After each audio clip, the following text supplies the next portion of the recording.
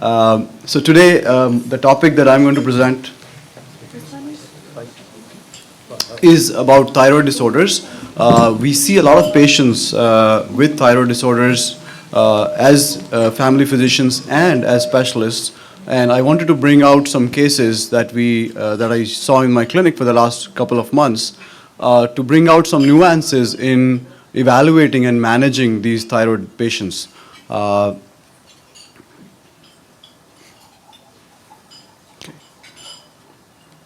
So I have no disclosures related to today's presentation. So I'm going to start with the case first. So this is a 28-year-old female seen in May by me this year. The symptoms that she presented with were insomnia, palpitations, and some weight loss of about 5 pounds. She has a previous history of abnormal TFTs in 2010 and 2014, for which she tried some natural remedies. She didn't really take any treatments that were necessary at that time, and her thyroid function subsequently normalized. Social history, she is single, she has no kids, she does office admin work. On exam, she is relatively thin, her BMI is 17, heart rate was 89, eye exam and thyroid exam was relatively normal. These are her labs when she presented in my office. So these are prior labs. So looking here, 14th June 2017, that was 2 years ago, her TSH was slightly elevated. Free T4 and free T3 was normal. TPO antibody was slightly high, and the TG antibody was high. Coming back to this year in March, her TSH was 0.02. Free T4 was slightly elevated at 29. And then the other blood test was done in April, 2 weeks after that. Again, the TSH was low, T4 was high, and the TG antibody was high as well, along with T3. So what will you do next? So these are some of the options that you might consider. So to summarize, this is a patient with some symptoms of hyperthyroidism and slightly abnormal labs. What would you do next? So I will give the options, and then I'll ask by show of hands who would choose that option. How many in the audience would choose to start methimazole or PTU? Okay, nobody. Anybody would order an uptake and scan? So about, I would say about 20% of the audience members would like to order an uptake and scan, okay. For thyroid ultrasound, okay, a few members, maybe another 20-25%. Anybody for starting a beta blocker and repeating labs in 2 to 4 weeks? Okay, so we basically have a third of the audience split between the three options, the option B, C, and D. And I think that is reasonable. Here's what I ordered. So I would choose starting a beta blocker and considering repeat TFTs in a couple of weeks. And here's why. Because a lot of these patients have thyroiditis, and ordering a thyroid uptake and scan and an ultrasound might not be necessary. And I will go over some slides in the next few slides over in what considerations we can order these tests. So coming back to her case, she already had an ultrasound ordered by her family physician prior to referral. So her ultrasound was normal. It was heterogeneous thyroid, which we expect in somebody who is undergoing an episode of thyroiditis, and there were no thyroid nodules. I repeated labs. So in May, so this was 17th of May, she had another blood work, and her TSH had improved to 6.03. So it was right on the hypothyroid side now from hyperthyroid. And her free T4 and free T3 were in the normal range. And then I waited another couple of months, 6 weeks or so, and her TSH had gone up to 11.8 and free T4 was still in the normal range. So she is basically in that hypothyroid phase after an episode of thyroiditis. And then I repeated another one just last week, and her TSH had improved to 7.6. So she is probably improving. She might be able to recover spontaneously from this episode, and she may not need thyroid replacement unless she tells me that she's trying to conceive in the next few months. Then I might start her on thyroid replacement. So what am I going to do now? So I would diagnose her as painless silent thyroiditis, most likely an autoimmune lymphocytic thyroiditis. What I would do is monitor TFTs 3 to 6 months after this episode of acute thyroiditis, and I might say that her long-term risk is about 20% for hypothyroidism, given that she had this autoimmune episode, her TPO antibodies were positive. And so what I would do is I would educate her about the symptoms of hypothyroidism and to seek medical attention if she develops some of those symptoms. Otherwise, she can be followed every 1 to 2 years with a TSH screen. After her TSH normalizes, her TSH is not normalized yet, so until it normalizes, I would follow her every couple of months until it normalizes. If it does not normalize, then I might need to start her on a low dose of thyroid medication. So this is not visible here, but this document is in your folders today. These are the different types of thyroiditis, and which starts with there are two types of thyroiditis. One is painful thyroiditis, and the other one is painless thyroiditis. So the painful is usually caused by some sort of a viral infection. It is also known as de Quervain's thyroiditis or subacute thyroiditis. The other painful thyroiditis that we have to be aware of is an emergency. It's a thyroid abscess.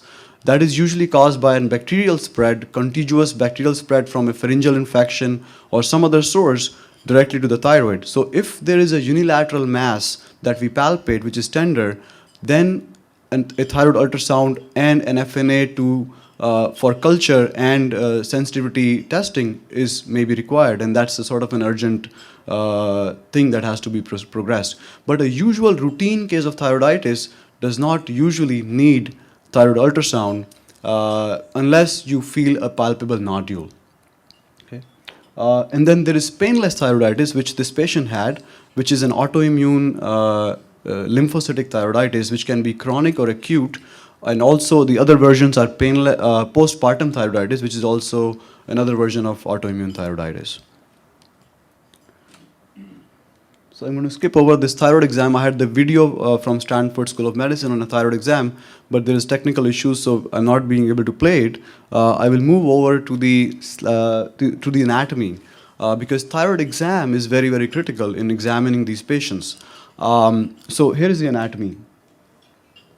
So if we can do it ourselves today as well. So if we start from the chin and go down, the first hard structure will palpate in this area is the thyroid cartilage. This is the thyroid cartilage. The hyoid bone usually is not very palpable, but some people can palpate them. But the first hard structure is the Adam's apple or the thyroid cartilage. However, thyroid gland is not behind thyroid cartilage. It's a misnomer. The larynx is behind the thyroid cartilage. So if we keep going over the thyroid cartilage, we hit the cricothyroid membrane just between the thyroid cartilage and the cricoid cartilage. And then we keep going, and then we palpate the first two tracheal rings. And that's where the isthmus is located of the thyroid. And then we go laterally, and there we feel the thyroid lobes. And then we swallow, and we can feel the thyroid lobe like that. So this exam is typically done from behind, and with your fingers meeting midline. After you've done this, and then the fingertips basically use the whole pulp of the finger, and then have the patient swallow, and you should be able to feel the thyroid lobes. And sometimes you can push it to one side to feel one side, and then push to the other side to feel the other side. I didn't choke myself doing this, but I'm okay. So moving on to case second. So this is a 39-year-old male seen in June of this year who had weight loss of 25 pounds, tremors, heat intolerance, and sweating. No family history, no previous history of thyroid disorders. Family history, mother with hypothyroidism. And here is his exam. So he has tachycardia. His BMI is 18, so he's relatively lost some weight of about 25 pounds. On exam, his thyroid was non-tender. It was palpable and mobile, no nodularity. And he had some mild tremor, normal reflexes. And his eye exam was completely normal. And his labs that were there prior to presentation were TSH was low and free T4 was high. So again, my question is, what will you do next? Would somebody start him on methimazole or PTU? Not really. Would somebody order an uptake and scan? Okay. Thyroid ultrasound? Okay. So maybe one person, okay. Start beta blocker and order repeat TFTs? Anybody for that? Okay, good. So, I don't know, I mean, anybody still thinking about it? Because let's do it again, because I didn't get any responses. Who would go for A? B? Okay, few, maybe 10%. C? Okay, another 20% maybe. And anybody for D? Lot more, okay. So 50% will go for D, the option of starting a beta blocker and reordering the TFTs. So I think the case one worked. So that's what I would do. This patient, I'm more suspicious of Graves' disease. So I will start him on a beta blocker. But since he saw me in June and the last lab I had was from April, so what I would do for him is I order repeat TFTs and see them in a week. Because if everything is normal by now, then I don't need to go through that cascade of testing. If the labs are still high from April to June, then my suspicion of Graves' disease is higher. So I ordered labs again, and I started him on propranolol because he was tachycardic. Usually 20 milligram TID or 20 milligram, or some people need 30 milligram BID. But 10 milligram BID usually doesn't work, so these people require slightly higher doses. And his TSH and T4 still showed hyperthyroidism, so I ordered an uptake and scan, which confirmed Graves' disease at a high uptake of 40%. So therefore, I started him on Tapazole, and then I followed him again in 4 to 6 weeks, and he did very well. So we always come up with this, dilemma, whether this is thyroiditis, is temporary, or whether this is Graves' disease. So here are some pointers which may help us distinguish between those two conditions. So the first thing is the symptoms and the duration of symptoms. So if somebody has eye proptosis or eye symptoms, then it's pointing more towards Graves' disease. The other symptoms of thyrotoxicosis are similar between the two conditions. And the duration of symptoms, if somebody has been having a massive weight loss for the last 6 months, 3 months, then it's more likely to be Graves' disease, versus somebody who has had this 1 month episode of 5-pound weight loss, then it could be either, but the duration has not been there yet. But the thing to watch out for is thyroid storm. We don't want to delay initiation of anti-thyroid and medication and beta blockers in a thyroid storm. So we have those thyroid storm questionnaires or the scores available online, which you can easily access and make sure the patient is not in thyroid storm. For that, it's an emergency. Basically, somebody has to go to the ER or to an endocrinologist right away. Other exam findings, eye exam can distinguish between Graves and thyroiditis. Tachycardia, flow, murmur, tremor, reflexes, these can be present in both conditions. Thyroid exam can be enlarged or normal in both cases.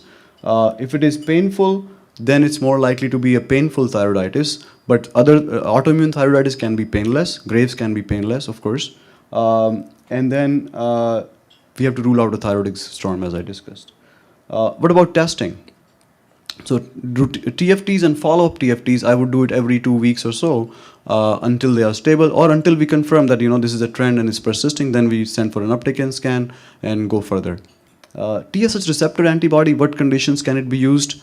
It can be used as an alternative to uptake and scan, especially in patients who are breastfeeding or who are pregnant. It is also used in pregnancy. If somebody has Graves' disease in pregnancy, they should be managed by an endocrinologist, because there are TSH receptor antibodies have to be followed, because fetal neonatal hyperthyroidism can occur because of the transfer of these antibodies through placenta to the fetal thyroid, causing fetal hyperthyroidism, even if the patient's TSH and T4 are normal. So those conditions with treatment. If somebody is off treatment and they are in remission, then their antibodies are not going to be high. But those are nuances which can be followed by an endocrinologist. Again, there was another case I saw where the TFTs were borderline. The uptake and scan showed an uptake of over 20%, so high normal. However, the patient had proptosis. So I ordered TSH receptor antibody to confirm that this patient has mild Graves' disease, because TSH receptor antibodies are pathognomic for Graves' disease, and that confirms that this is the etiology of his symptoms. Uptake and scan if suspecting Graves or toxic adenoma. So there's a third condition, toxic adenoma, multinodular toxic goiter, or toxic adenoma, an isolated one, which can cause elevated T4, T3, and low TSH. In those patients, sometimes there could be isolated T3 elevation and TSH suppression. So in that cases, the scan could be helpful. And the scan, if it shows a hyperfunctioning nodule, the hyperfunctioning nodules are less likely to be cancerous. So those nodules need, sometimes they don't need to be FNA'd unless they are very suspicious characteristics. So in those situations, it's helpful.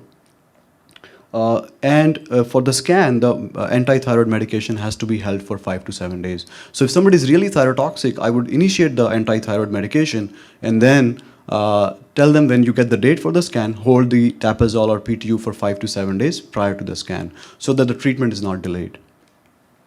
Ultrasound for thyroid is not usually required for thyroiditis and other minor conditions unless we have a unilateral mass suggestive of an abscess or we have a palpable nodule. So we have to get better at doing thyroid exams, and because a lot of these patients get thyroid ultrasounds and then there is small subcentimeter nodules that are found, and that initiates a cascade of testing which is not usually needed. So wait and watch approach could be also used. So moving on to case 3, this is a straightforward case. 31-year-old female referred to me for a suppressed TSH at 9 weeks gestation. She's clinically euthyroid, heart rate is slightly high, she's in the first trimester of pregnancy. Thyroid exam, palpable, no thyroid abnormalities. Her labs, TSH was slightly suppressed, free T4 was normal. So what would you do next? Anybody for option A, methimazole or PTU? Anybody for option B of ordering a TSH receptor antibody? A few patients, a few audience members. Thyroid ultrasound. Okay. Ordering a repeat thyroid function tests. Okay. So I think the presentation is done. It's working already. So ordering repeat tests always is recommended. And so I repeated the test, and in the second trimester, this was 9 weeks, so I repeated 13 weeks, and the TFTs had normalized completely. So this is, as we know, is because of the homology of beta HCG with TSH. So beta HCG secreted by the placenta acts on the TSH receptor and causes TSH suppression in the first trimester usually. So usually the TFT is normalized in the second trimester. If the T4s are not high, T3s are not high, then usually, and there is no symptom of hyperthyroidism, then that's usually the case. It does not usually need a referral, repeat it in a couple of weeks and it should be okay. Unless hyperemesis gravidarum is there, or we are suspecting a trophoblastic pregnancy, secreting a molar pregnancy, which is high levels of HCG. Those are some of the conditions that need to be evaluated if the TSH is very low and T4, T3s are high. So no further intervention is required in the rest of the pregnancy once the TFTs are normal. Moving on to case 4, this is a 31-year-old female with gestational week 8, and her TSH was 3.7. So it is in that borderline range between 2.5 to 4, and that presents a clinical dilemma as to what to do in these patients. She did not have any history of thyroid disorder in the past, or history of miscarriages for herself, or thyroid disorder in the family. And she's clinically euthyroid. What would you do next? Would anybody start levothyroxine? Anybody for levothyroxine? Okay, we have a couple of audience members. Anybody would check a TPO antibody? Okay, we have a few members checking TPO antibodies, okay. How about repeating labs in 2 to 4 weeks? Okay. Yeah, a lot of, so about 70% would repeat labs. So there is a dilemma between, there's some confusion in literature about checking TPO antibodies and repeating labs or not treating these patients. So here is the algorithm that is from the American Thyroid Association 2017 guidelines on pregnancy and thyroid dysfunction. And the algorithm states that this algorithm is for patients with high risk of thyroid dysfunction. This does not address patients who are low risk, who do not have previous history of miscarriages, preterm births, or history of previous thyroid autoimmunity.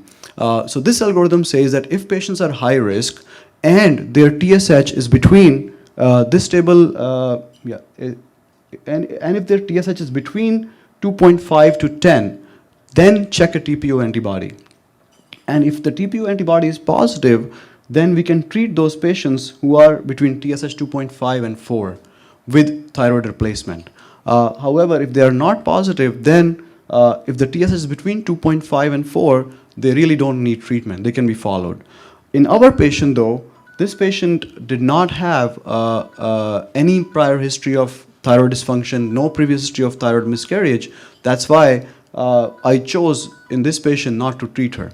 And the reason can be reinforced by another trial they did. Even though this algorithm came out in 2017, the trial that came out after that was a tablet trial in which they studied efficacy of treating patients with high risk, so previous history of miscarriage or infertility, and with TPO antibody positive prior to conception.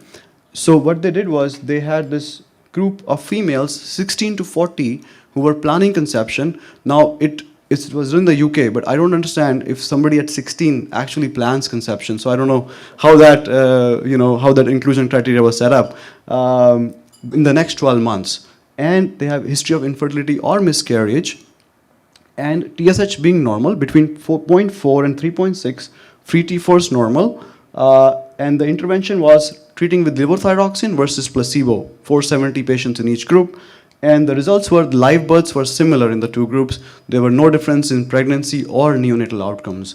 So this trial basically was between patients who had history of infertility or miscarriage and TPO antibody positive, but the intervention with thyroid replacement did not make any difference. So the question is still in the air as to how to treat these patients. So I'm running out of time, so I will skip over case 5 and case 6, but I have some in the handouts that are in your folder. I have some slides, basically a paper which categorizes the high-risk features of thyroid nodules which need further intervention. The bottom line is that nodules with hyperechoic or isoechoic or cystic or spongiform are low risk, and any nodules which have irregular margins or microcalcifications or hypoechoic are slightly higher risk. So some of the nodules can be followed clinically, and very like cystic nodules, etc., they really don't need follow-up ultrasounds that much. But the handout will explain a little bit more. So to summarize, thyrotoxicosis, we assess the duration of symptoms, we assess for eye symptoms, and we initiate beta blocker for relief of symptoms. And repeat labs. Close follow-up can be done every 1 to 2 weeks until things stabilize or we get a diagnosis. Thyroglobulin antibody, I see it a lot ordered. It's not usually recommended to or useful to order thyroglobulin antibodies. In the case of thyroiditis, because of the release of thyroid antigens, it can go up a little bit temporarily during that episode. So it's not really specific or sensitive for anything, except for thyroid cancer follow-up in patients who have had thyroidectomies, where we use them for thyroglobulin and thyroglobulin antibodies to determine whether there is a recurrence that has happened. Thyroid peroxidase antibodies, again, we can use them in subclinical hypothyroidism. Somebody's TSH is 5, to determine whether they are actual risk of developing long-term hypothyroidism. I talked about the pregnancy situation where we can use it. And I also talked about after resolution of an autoimmune thyroiditis to determine long-term risk, because we don't know whether it was a viral subacute thyroiditis or autoimmune thyroiditis. So, in those situations it can be useful. But the other thing is there's no real point in following them up over time. Patients come to me saying, my TPO antibody has gone from 200 to 250, I must be terrible, like my health must be going worse, what can I do? So there's no real benefit in following them long-term. Thyroid ultrasound, I again mentioned, if palpable nodule or unilateral mass.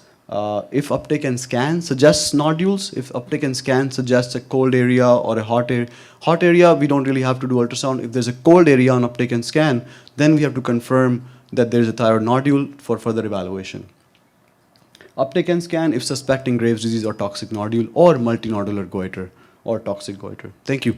Request audience, if you have any questions, if you can write on the cue card, I'll collect that.